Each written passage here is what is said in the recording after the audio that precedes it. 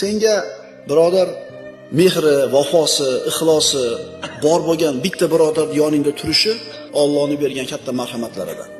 Yoningizda bitta birodar bor, mehri bor sizga, shafqati bor, ixlosi bor, vafosi bor, qalbi sizga nisbatan toza. O'shaqa oynadanchi bitta bo'lsa hayot zo'r bo'ladi. Bormi shunaqa odamingiz? So'rang o'zingizdan. Har qanday siringizni ishonib ayta olasiz. Aniq bilasiz, sotib qo'ymaydi. Aniq bilasiz, sizni tashvishingizni, g'amingizni qiladi. Bormi shunaqa odam?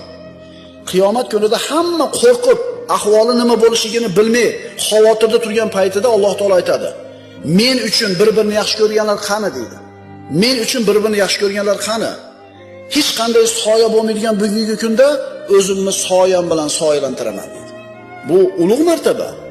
Bu katta narsa. Demak, bunga olib boradigan yo'l ham oson bo'lmaydi.